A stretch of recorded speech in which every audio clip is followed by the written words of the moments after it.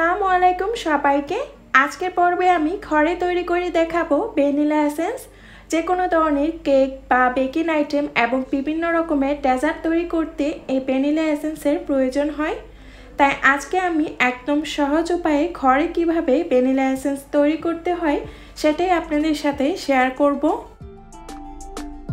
Vanilla essence তৈরির জন্য প্রথমে আমি একটা বাটিতে 1 চা চামচ কফি নিয়েছি। আপনারা যে কোনো ব্র্যান্ডের কফি নিতে পারেন, আমি এখানে নেসক্যাফেটা নিয়েছি। তো এবারে দিয়ে দিচ্ছি 1 চা চামচ চিনি, আর দিয়ে দিচ্ছি 4 চা চামচ উষ্ণ গরম পানি। আর পানিটা কিন্তু খুব বেশি গরম নেওয়া যাবে না।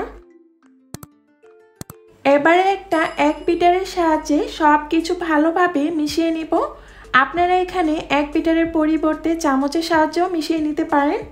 যখন সব কিছু ভালোভাবে মিশে যাবে এবং চিনিটা পুরোপুরি গলে যাবে, এই পর্যায়ে দিয়ে দিব বেকিং সোডা, যেটাকে আমরা খাবার সোডা বলে থাকি। আমি এখানে কোয়ার্টার চা চামচের হাফ পরিমাণ বেকিং সোডা দিয়েছি এবং ভালোভাবে মিশিয়ে নিচ্ছি। বেকিং সোডা দেওয়ার পর এটার কালারটা একটু চেঞ্জ হয়ে আসছে এবং ফেনা ফেনা দেখা যাচ্ছে।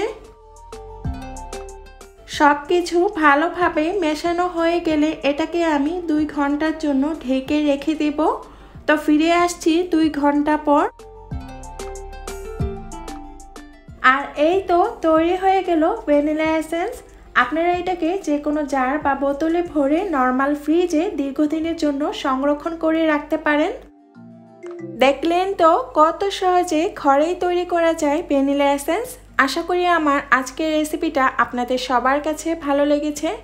তো আপনারা সবাই ভালো থাকবেন, সুস্থ থাকবেন। আজকের মতো এই পর্যন্তই। আল্লাহ হাফেজ।